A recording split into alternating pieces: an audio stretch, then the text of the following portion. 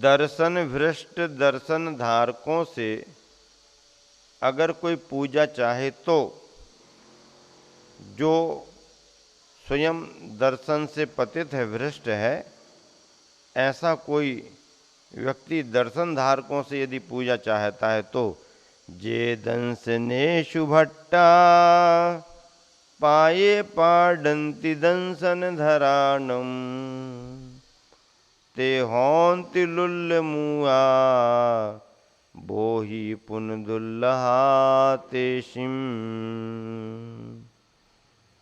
जे दंसनेषु भट्टा पाये पाडंति दंसन धराणम ते होंति लुल्ल मुआ बोहि पुन दुल्लहा तेषिम। जे यानी जो दंसनेषु दर्शन से भट्टा भ्रष्ट होकर, जो दर्शन से भ्रष्ट होकर दंसन धरानम दर्शन धारकों से पाये पाडंती पैर पड़वाना चाहते हैं। पैर पड़वाना चाहते का मतलब क्या? उनसे अपनी पूजा सम्मान चाहते हैं। ते वे लुल्ल मुआ लूले और गूंगे होंती होते हैं, लूले और गूंगे होते हैं। ते सिम उन्हें बोही बोधि की प्राप्ति दुर्लहा दुर्लभ है, उनके लिए बोधि की प्राप्ति दुर्लभ है। क्या कहा? देखो, जो दर्शन से भ्रष्ट होकर भी दर्शन धारकों से, अर्थात जिन्होंने उस मार्ग को स्वीकार किया है, उस मुद्रा में है, उनसे पैर पड़वाना चाहते हैं, उनसे अपनी पूजा सम्मान चाहते हैं। वे कैसे होते हैं? वे लूले और गूंगे होते हैं। कैसे होते हैं? लूले और गूंगे। लूले का मतलब क्या? विकलांग, हाथ कम हो गया, टूटा हुआ हाथ है, हाथ कमजोर है। गूंगे का मतलब वचन वर्गनाएं नहीं निकलती हैं, बोल नहीं पाते हैं। वे लूले और गूंगे होते हैं, उन्हें बोधि की प्राप्ति दुर्लभ है। बोधि का अर्थ क्या? रत्नात्रय। रत्नात्रय को बोधि कहते हैं। उनको बोधि की प्राप्ति दुर्लभ है। हाँ, क्यों दुर्लभ है उनको बोधि की प्राप्ति? क्योंकि स्वयं में तो योग्यता है नहीं, और योग्यता संपन्न से वह पूजा प्रतिष्ठा मान सम्मान चाहते हैं। जब अपने में योग्यता नहीं है तो योग्यता संपन्न से हम पूजा प्रतिष्ठा कैसे पा सकते हैं? हाँ, बराबरी से हो तो मिलेगी, और बराबरी नहीं है, मार्ग विरुद्धता है। बराबरी ना भी हो पर मार्ग एक सा हो तो भी चलेगा, लेकिन सम्मान तो गुणों के लिए दिया जाता है, पद के लिए दिया जाता है। भावार्थ,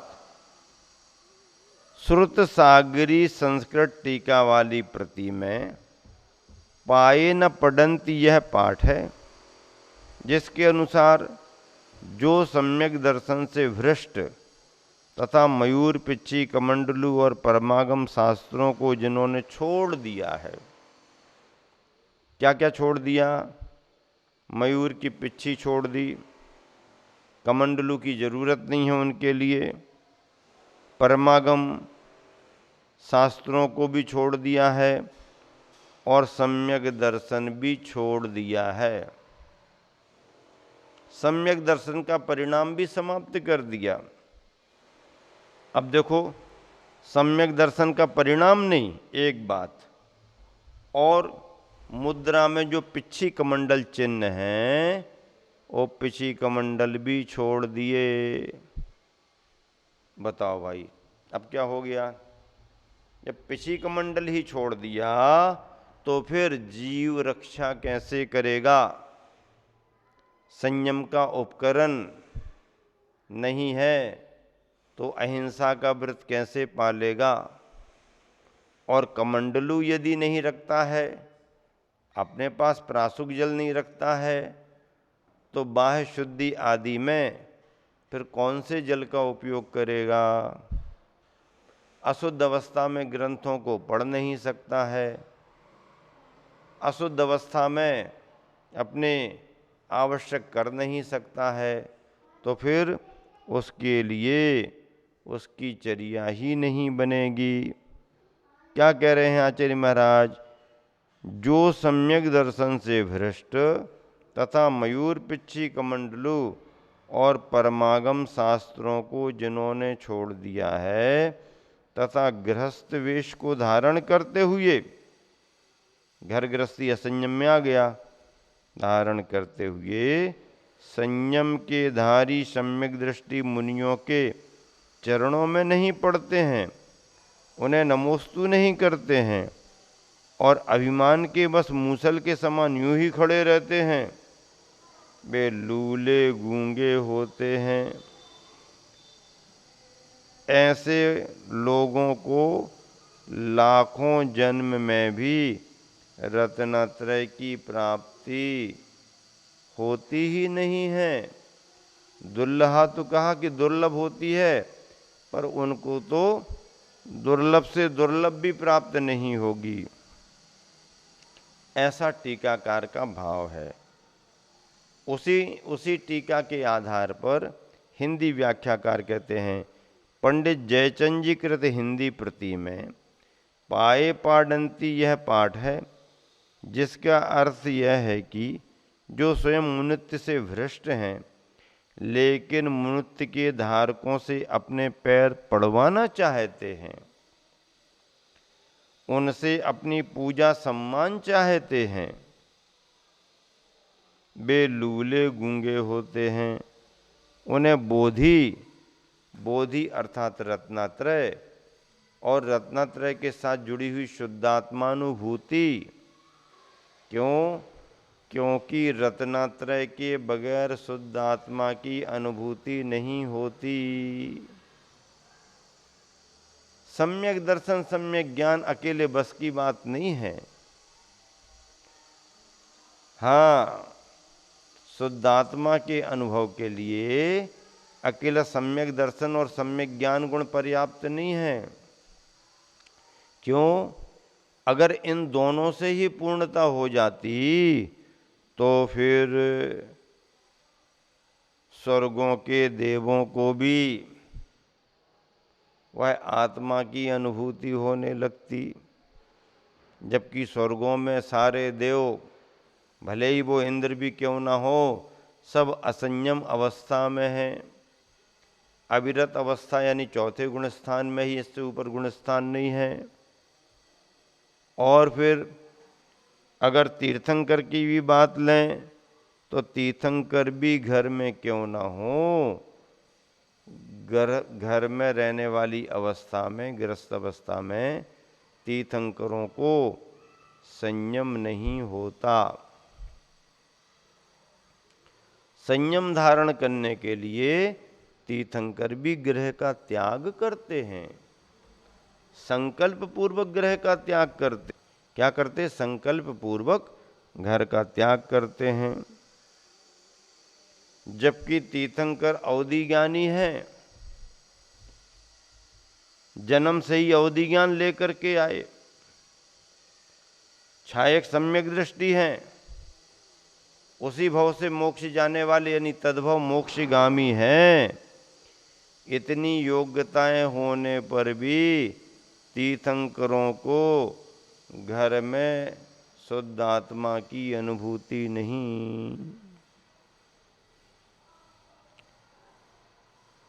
आत्मा की शुद्धता का अनुभव करने के लिए संयम जरूरी है, कसायों का अभाव जरूरी है।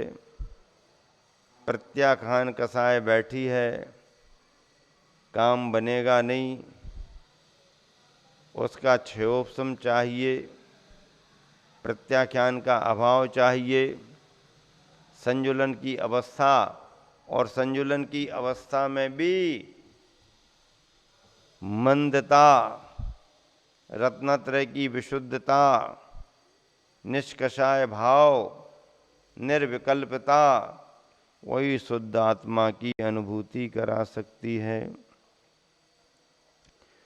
तो यहाँ पर पंडित जी ने जो भाव प्रकट किया उसके आधार पर पाये पाडंती यह पाठ है, जिसका अर्थ है कि जो स्वयं मुनित्य से भ्रष्ट हैं लेकिन मुनित्य के धारकों से अपने पैर पड़वाना चाहते हैं, उनसे अपनी पूजा सम्मान चाहते हैं, वे लूले गूंगे होते हैं, उन्हें बोधि की प्राप्ति दुर्लभ है, उनको बोधि प्राप्त होने वाली नहीं है। देखिए पद्यानुवाद क्या लिखा चाषी ने। जो भ्रष्ट दर्शन सुदर्शन धारियों से, जो भ्रष्ट दर्शन सुदर्शन धारियों से, हैं चाहते पद प्रणाम व्रती जनों से, लूले बमूक बनते परलोक में है, लूले बमूक बनते परलोक में है, पाते न बोधि भ्रमते त्रैलोक में है, पाते न बोधि भ्रमते त्रैलोक में हैं। तीनों लोकों में भ्रमण करते रहते, यहाँ से वहाँ, वहाँ से यहाँ, यहाँ से वहाँ, वहाँ से यहाँ, कहीं ठिकाना नहीं। वहाँ गए, जब तक आयु है तब तक रुके रहे, आयु पूरी हुई निकल के आ गए, यहाँ की आयु पूरी हुई निकल के और कहीं चले गए। तीनों लोकों में भ्रम रहे हैं, भ्रमण कर रहे हैं। कितनी बड़ी बात है। स्वयं तो जिन मुद्रा से पतित हो चुके हैं, अर्थात स्वयं जिन मुद्रा का पालन नहीं कर रहे हैं, जिन धर्म का पालन नहीं कर रहे, और इच्छा क्या है अंदर, जो जिन धर्म का पालन कर रहे हैं वो इनके लिए पूजा प्रणाम करें। बताओ, स्वयं पतित हैं और जो ठीक ठाक हैं उनसे अपनी पूजा कराना चाहते हैं। ऐसे क्या होंगे? लूले मूक हो जाएंगे लोक में, गूंगे होंगे, बहरे होंगे, लंगड़े होंगे, लूले होंगे, हो जाएंगे।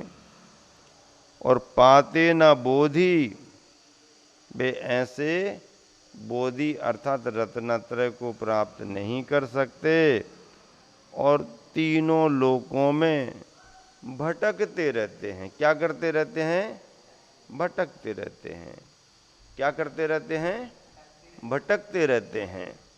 यहाँ से वहाँ, वहाँ से यहाँ, यहाँ से वहाँ, वहाँ से वहाँ। हाँ, स्वान वृत्ति देखी, कुत्ते की प्रवृत्ति, यहाँ वहाँ, वहाँ वहाँ, यहाँ वहाँ, वहाँ वहाँ घूम रहा है। जहाँ गए चलो चलो, जहाँ गए चलो चलो, चलो चलो, भटक रहा है, कोई जगह नहीं, कोई स्थान नहीं। ऐसे जीव, ऐसे ही जीव भी तीनों लोकों में भटक रहा है। इस भटकन से बचने के लिए उपाय क्या है? भटकन से बचने का उपाय क्या है? पहले तो अपने स्वरूप को समझो। अपने स्वरूप को समझे बगैर काम बनने वाला नहीं। इनको समझ लिया, उनको समझ लिया, इनका पता ले लिया, उनका पता ले लिया, इनके बारे में पूरी जानकारी, उनके बारे में पूरी, अरे सारी दुनिया के बारे में भी जानकारी कर लो तो दुनिया की जानकारी से तुम्हें मिलने वाला क्या है? बताओ भाई, बोलो। सारी दुनिया की जानकारी से तुम्हें क्या मिलने वाला है? सारी दुनिया की जानकारी तुम रखो और अपने आत्मा को भूल जाओ, बताओ फिर क्या होगा? कुछ नहीं होगा। रात भर पाठ करो और दिन में भूल जाओ, सब खत्म हो गया, कुछ नहीं। अपने को जाने बगैर दुनिया को जानने से कुछ होने जाने वाला नहीं। और दुनिया को तुम भले ही मत जान पाओ, पर अपने आप को जान लिया तो तुम्हारा कल्याण हो गया। क्या हो गया? तुम्हारा कल्याण हो गया, बस और कुछ नहीं है। संसार को बढ़ाओ तो इतना बढ़ता है, इतना बढ़ता है कि सिमटता ही नहीं। क्या? सुनो, करो, ध्यान से सुनो क्या कह रहा हूं। ये समय सार का आनंद भी तो लो, समझो भी तो क्या कह रहा हूं। विस्तार करो तो संसार ऐसा है, इतना विस्तार, इतना विस्तार, इतना विस्तार कि संसार का अंत ही नहीं होता।